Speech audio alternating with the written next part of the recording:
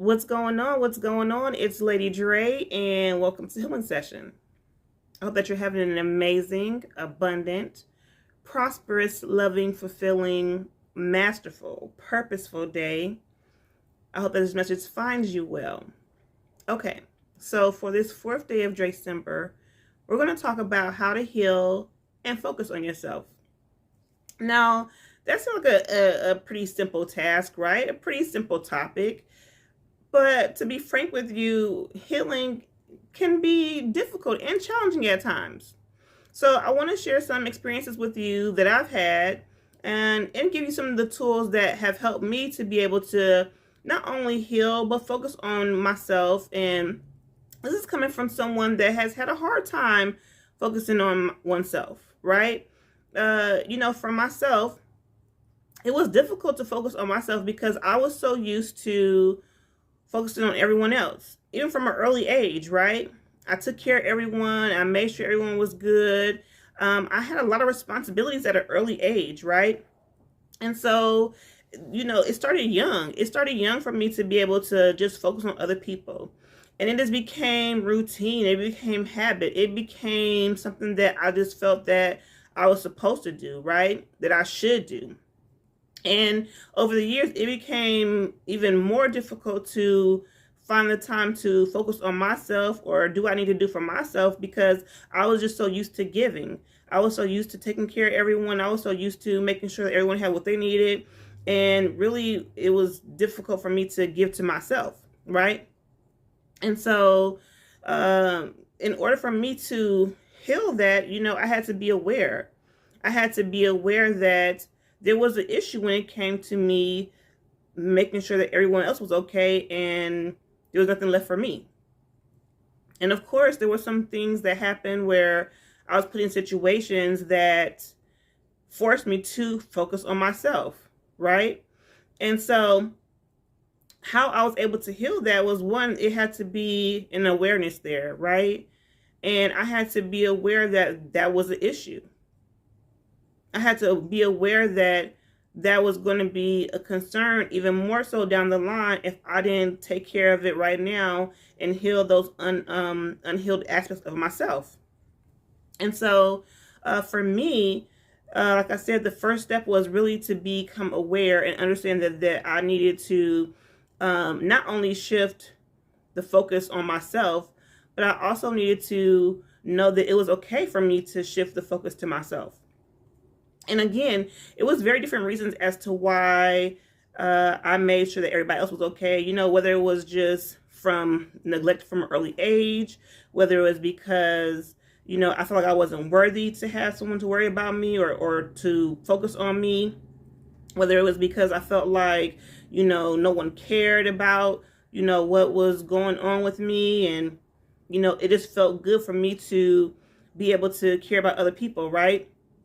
And so, it morphed into me just making sure that everyone else was okay.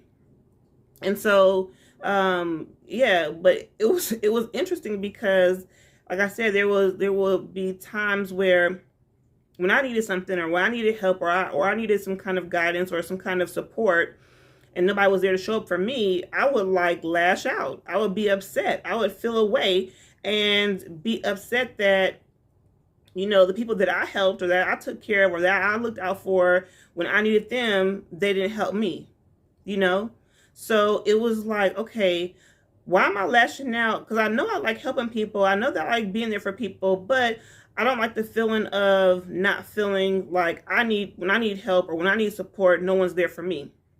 I didn't like that feeling. But I also knew too that in order for me to be able to be in a space to receive support, to receive help, to receive guidance, I had to be willing to speak up, right? I had to be willing to ask. And that was something that was difficult for me because I was so used to doing everything by myself. Like I said, excuse me, like I said, at an early age, I was just always taking care of everybody. You know what I'm saying? I was making sure that, me and my sister got to school on time because, my mother, she worked early in the morning. And so I had to make sure that we got to school. I had to make sure that, things were taken care of. Like I said, as early as third grade, right? And so it just became routine, and everybody looked at me and depended on me because I did such a good job at it. It was kind of like it was now a demand for me to be able to do that, to show up like that, right? And really, I think sometimes people think because you do something so well that you don't need help, or that you don't need assistance, or that you don't need guidance, right? And so it's easy to neglect someone when you feel like they don't need help, or when you don't feel like they need support, right? And so yeah, so it went on from, school age years to teenage years to adulthood. And then of course I have my own children, and so, coming from taking care of, my sister and my mom, they went to taking care of my children, right? And always just feeling that role of being there for everyone else and not for myself. Like I said, you become numb to people not helping you or not supporting you, and you just do it by yourself, right? So even at one point, I just was like, you know what? I'm not going to ask anyone for nothing. I'm not going to ask no one for nothing. I'm going to do it myself. So you can't tell me no. So you can't, I don't need your help. I don't need your support. I don't need your whatever, because I went so long without having it that it was just kind of like, oh, well, I'm going to do it myself, right? So of course, then when you get in that mode, I didn't ask for help. I didn't ask for anything. It was just like, I'm going to do it myself. And if I can't do it myself, then I don't need it. Right? It's like, okay, girl, like, come on, And so, yeah, and so it was difficult, but I had to become aware that, that was one of my toxic traits, was that I just assumed that I wasn't going to ask anyone for help because I was going to say no anyway. So I'm going to do it myself, and became very like hyper independent, and so I found that I was being put in situations where I had to ask for help, I was put in situations where I had to, do it with my ego and be in a space to ask for help, right? And there were times where they still said no, right? There were times where they still was like, I ain't got nothing to do with that, but it had to break me down. I had to relearn how to, again, have balance in my giving and receiving, right?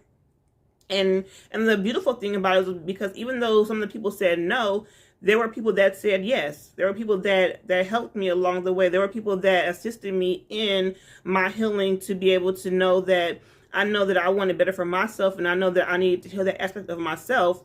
And so, God puts, people in your life. Those provisions are in your life to be able to assist you along your healing journey, right? But again, I had to be aware that there was a problem. I had to understand that, okay, I had to do the work, and doing the work was, again, like I said, doing away with my ego and asking for help, And even though sometimes it would kill me on the inside to ask for help, like, I mean, for real, I was like, I'm not asking nobody for nothing. Like, you know what I'm saying? And it was difficult for me. It was really difficult for me, But again, like I said, I was put in situations where I had to ask for help. I needed help, and I couldn't do it by myself. And I had to realize that it was okay to ask for help. I had to realize that it was okay for you to lean on other people. It's not about you, them enabling you, but sometimes we do have to lean on other people, right? And vice versa, because it was so many times where where people leaned on me, right? And so that was God's way of breaking me down, to be able to be in a space where I now can lean on people and know that I was supported, know that I was loved, and for me to know that it wasn't going to be used against me, right? And so along with that awareness, like I said, I had to apply the tools, and those tools were really, looking within myself and seeing where I needed help. And I knew I needed help with learning how to ask. I needed help with learning how to open my mouth to ask, using my voice, being able to be in a space where I didn't feel guilty about asking, because again, there was parts of me that felt guilty about asking for help, because again, I didn't feel like I deserved it. I didn't feel like I was worthy of having it. because I didn't have it growing up, right? And so, you know, that scheme, you know, that belief played a part into that hyper independence, right? And so I had to work through those things. I had to work through that, you know, that hyper independence. I had to work through, you know, those belief systems that told me that I wasn't worthy, that told me that I wasn't abundant to be able to have support and love, right, and appreciation. I had to work through those fears of thinking that I was going to be rejected, right? That I was only going to be just told no, and I'm never going to get what I want, right? I had to work through those things. I had to work through that fear, that insecurity, that doubt. I had to work through those things, and the way that I worked through those things was literally by asking for help. I had to learn how to speak up and say, hey, I need this. I need help in this area. You know, I had to speak up and saying, no, this is not right. I can't allow you to treat me this way, or I cannot allow you to, you know, do what you want to with me. I can't allow you to manipulate me. So there was different things that I had to work on in order for me to focus on myself, you know. And the interesting thing is because, you know, at times we don't realize how much we don't focus on ourselves. We give so much. And listen, for myself, I'm a natural giver. I will give and give and give until I can't give anymore. But what I realized is even that in my can't give anymore, it was to my detriment. And I wasn't even in a space to even receive because I just thought that I was supposed to give, and it wasn't supposed to be no balance in my giving or receiving, right? That's just not what, that was not the plan, right? And that's what I thought. Like, I literally thought that. I thought that it was just, I'm not supposed to receive. I'm not worthy to receive. Nobody ever gave me anything to receive, so it was just kind of like, okay, maybe those are not my cards. And that's so far from the truth. And I had to relearn just even the balance in my giving and receiving, and understanding like there has to be a balance in that. And so with me focusing on myself, it was trial and error. It was meant for me to go through things in order for me to learn what it was like to focus on myself. I had to go through things in order for me to, you know that I'm my number one player, right? When there was nobody else, when the rejection was there, when the people that was supposed to support me weren't there, like, I had to know that I could depend on myself, right? So yeah, it did become hyper independence at one point, but you know, the reality is that I know that I can depend on myself, right? But I also know that too, that God puts people in your life to also for you to be able to not only for you to support, but for them to support you. And so I was grateful for that. I was grateful for that understanding, right? And so I healed those aspects of myself, right? And there are times where I still have a hard time being in a space to receive. And I'm working on that because I'm like, listen, Lord, I know you have so much for me, you know, and I have to be in a space to fully receive it, right? And not feel a way about it, not feel ashamed, not feel like I'm not worthy of it, not feel like I don't deserve it, right? But I had to be aware that there was an issue there, right? And so, yeah, I ask for what I want, you know, and I speak up when I need to. And there's no shame in needing help.